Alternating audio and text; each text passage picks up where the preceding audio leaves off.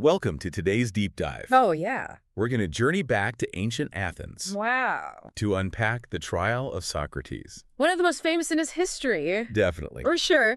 And our source material for this deep dive is Plato's Apology, Right. which is an account of Socrates' defense speech. A first-hand account. Yes. That. But here's the thing. What's that? Socrates isn't exactly begging for mercy. Oh, no. Instead, he kind of uses his trial as this platform Okay. to challenge Athenian society, Interesting. to make them question everything they thought they knew. Mm. So Yeah. it's a 70-year-old philosopher Yeah. accused of corrupting the youth in impiety, Oh, wow. which basically means not believing in the city's gods, That's right. but instead of, Right. doing what most people would do, That's the typical legal game. yeah, like playing the legal game, Right. he turns his defense into a philosophical inquiry.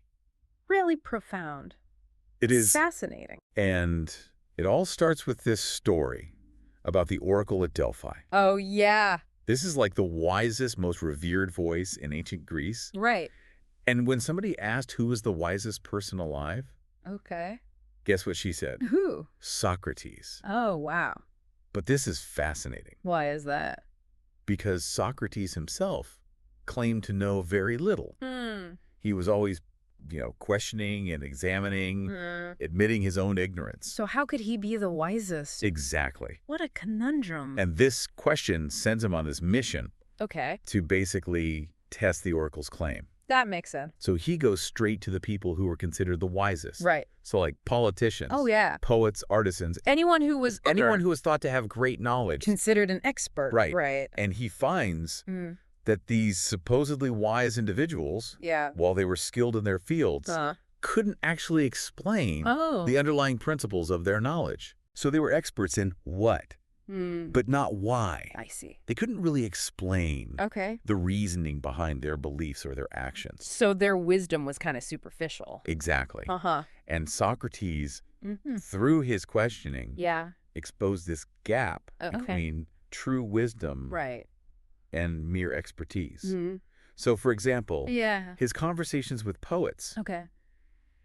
he found they could create these beautiful verses, Yes. but they couldn't actually explain the meaning behind their work. Oh. They just attributed it to divine inspiration. Mm. So they were relying on something outside themselves. To explain their genius. Yeah. I see. But for Socrates, Yeah. that wasn't true wisdom. True Right. wisdom. Mm-hmm. He believed lay in understanding the reasons behind things, Right. in being able to articulate and defend your beliefs, I see.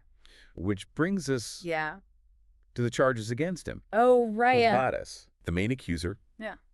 claims that he's corrupting the youth Oh, wow. by teaching them to question everything Hmm. and not to believe in the traditional gods. Okay.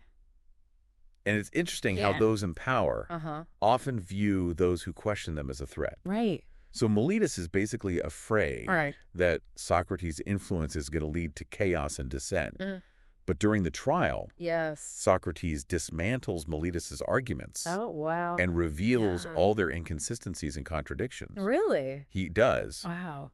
with such wit and precision. Yeah. And one of the most striking moments Uh-huh. is when he's questioning Miletus Yeah. about this charge of impiety. Right. And he asks him Okay. a bunch of questions Yeah. about the nature of the divine. Okay.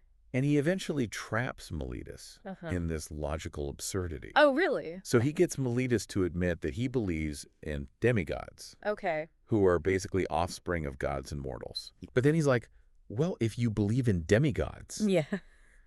wouldn't you also have to believe in gods? Oh. Because you can't have children without parents? I see. It's like saying you Smart. believe in puppies, Right. but not dogs. Oh, wow. So. It's almost like he's playing this game Yeah. of intellectual chess, Mm-hmm. where he carefully maneuvers Miletus Yeah. into contradicting himself. Into a corner. Yeah. Yeah. And this is a classic example of the Socratic method, Right. which is using questions To. to expose flaws in reasoning Uh-huh. and encourage deeper thinking. I see. And this strategy Right. showcases his intellectual brilliance, Yes.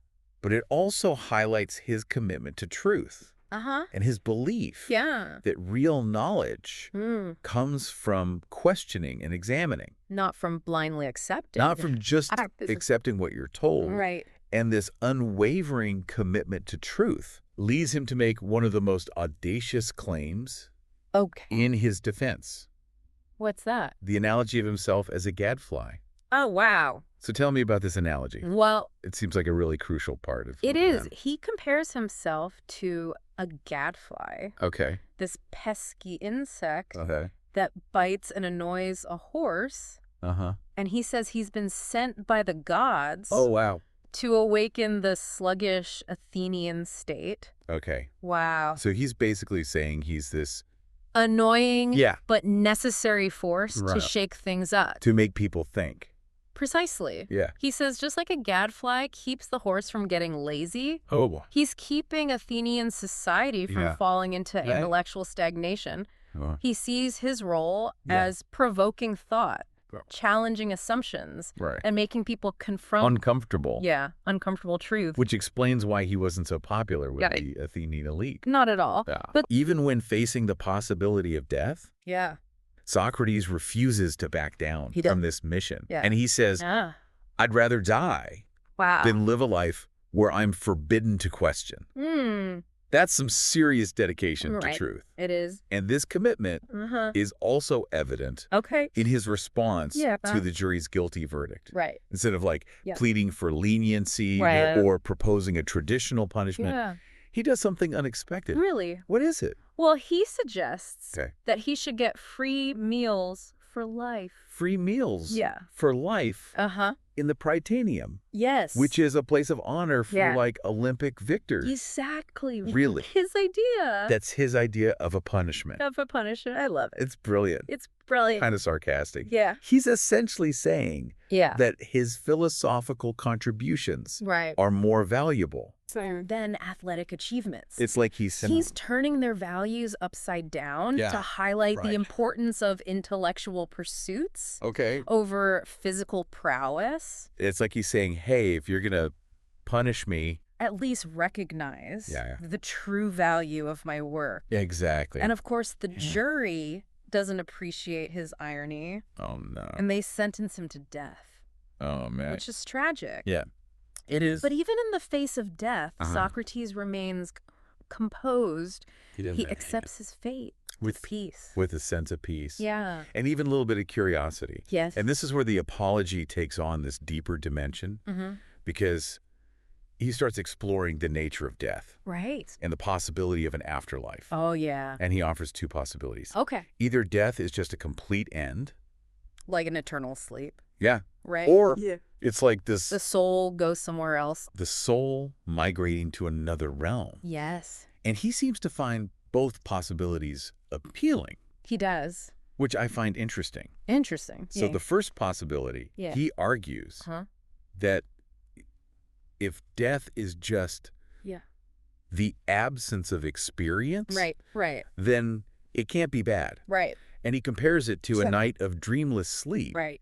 which he considers Yeah. one of the most pleasant It's experiences. basically no consciousness. Right. No problem. Exactly. Yeah. But then Mhm. he goes on Uh-huh. to explore the second possibility, Okay. the soul's journey to another world. Right. And here, he lets his imagination run wild. He does. Yeah. He envisions this realm Okay. where he can keep philosophizing and talking to legendary figures from the past, Like, who are like you? Homer, Okay. Orpheus heroes like Palamedes and Ajax, all those who faced injustice. Wow. It sounds like a philosopher's paradise. It does. But what's striking Yeah.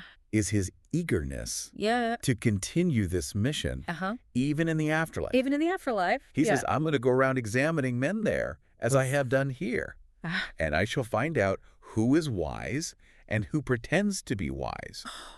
So even facing death, Yeah, he's dedicated to truth. he is. Wow. It's really inspiring It is. to see how he finds this meaning and purpose in his final moments. Yeah.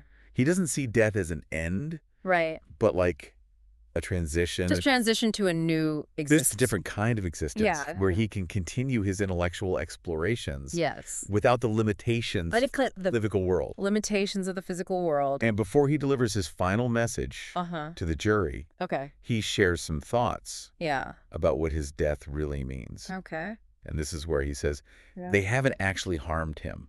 Oh, right? yes. He argues that by killing him, Uh-huh. they haven't actually silenced him Yeah. or extinguished his idea. Person. They've just freed him Right. from the burdens of earthly existence. Right. But he warns them Uh-huh. that they haven't escaped judgment.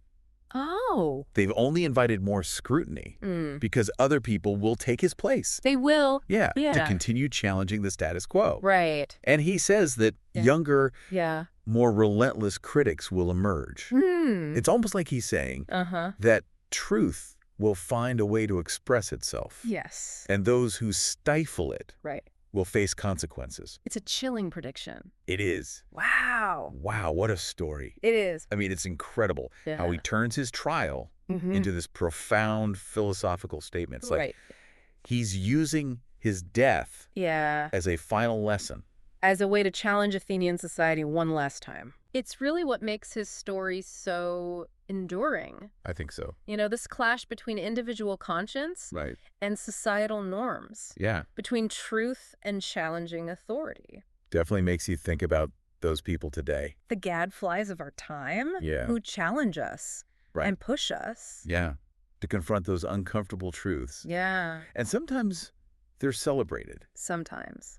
but often they're met with resistance. Yeah, just like Socrates. Yeah, and it's so important Yeah, to sure. recognize and appreciate those voices Right. because Even when it's hard to hear what they're saying, they force us to examine our beliefs they do. and question our assumptions Yeah. and try to make the world a better place, Just. more just. Yeah. And Socrates also makes this compelling case for self-examination, Yeah. which is so important today. Wow. Well, because we're just bombarded Yeah. with information all the time. From all sides. Yeah. It's easy to accept things at face value, It is. but he reminds us to pause. To question. Yeah. And to think critically. Yeah.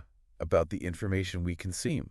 So don't just believe everything you hear. Right. Engage your mind. Ask questions. Seek evidence. Be willing to change your mind. Exact. So important Especially, yeah. with social media and information overload. Yeah. So how do we do that? How do we, Cultivate that. that Socratic spirit? Yeah. I think it starts with curiosity. Okay. A willingness to be uncomfortable, to admit we don't have all the answers, Right. and to embrace the learning process. Be open to different perspectives. Yes, even those... Even when they challenge our beliefs. Exact. So it's like active listening Yes. instead of just waiting for your turn to speak. It is. And it also involves Yeah. intellectual honesty. Right.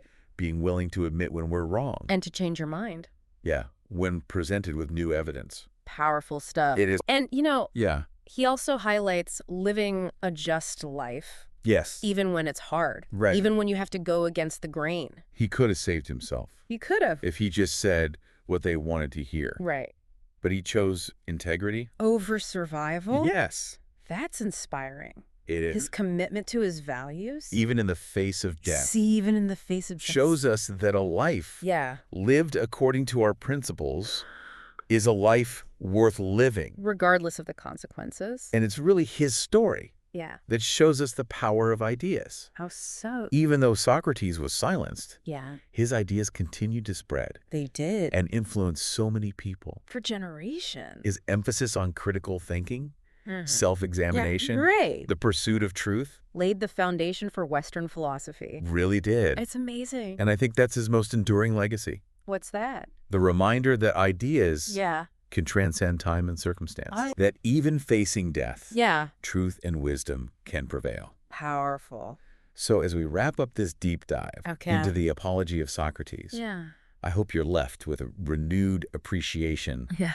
for questioning For challenging assumptions. and living a life guided by your values. Beautiful. Remember, Why? the unexamined life Yes. is not worth living. Right? So keep asking those tough questions. Keep seeking knowledge. Keep To striving. make the world a better place. Until next time.